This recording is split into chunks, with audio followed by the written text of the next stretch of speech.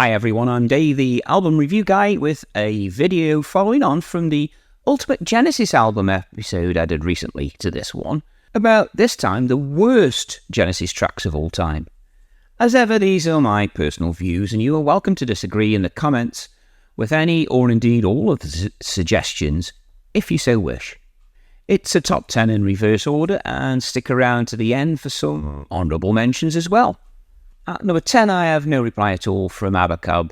Now, this suffers from being an early example of the complete departure from the band's prog rock roots. The use of the horns didn't sit well with many, myself included, and add to that the fact that it really was a simple musical piece, then the claims that it was little more than a Phil Collins solo track left over from Face Value did little to calm the masses. At 9, from the We Can't Dance album, it's Hold On My Heart. Now, this was the third single from the album, and it is a soft, sentimental ballad that is too soppy to believe came from the band.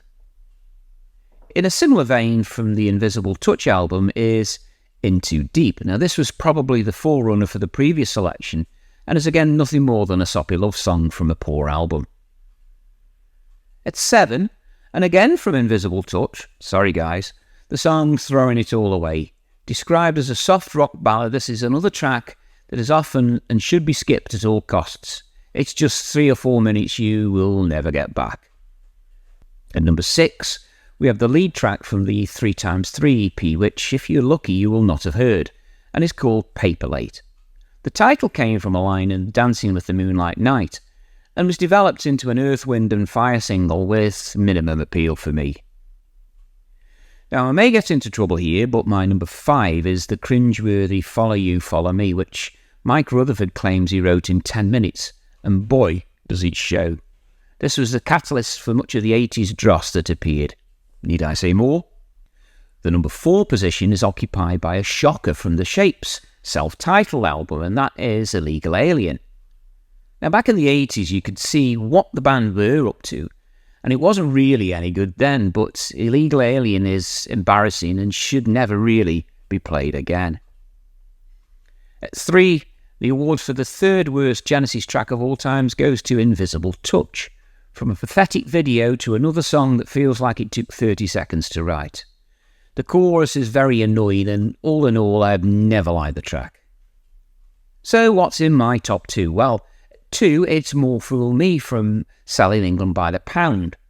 This was Phil Collins giving the singing reins for some unknown reason on this one, and was a sloppy track that just didn't fit in with what was a majestic album. So the track that I think is the worst track ever by Genesis is, drumroll please, Whodunit from Abacab, and was a no-brainer for me. Long before these other bad tracks were even a glint in their daddy's eyes, this was the mother of them all. Electronic experimental dross. Nothing more to say. So there you have it then. But what about some honourable mentions that might make the top 10 if I were to do this again? Well, a couple more tracks from We Can't Dance are Way of the World and Tell Me Why. From Calling All Stations, the track Not About Us, with that massive fade out, such a feature of that album. Me and Sarah Jane from Abacab, Harlequin from Nursery Crime, and The Lady Lies from And Then There Were Three. Now, please let me know if one of your favourites is on that list that you feel shouldn't be included, or if there's some other suggestions for stinkers I'm not included this time around. Leave me your thoughts in the comments underneath the video title. Remember to hit like if you enjoyed the content, and click subscribe if you want to be alerted when new videos are released to the channel.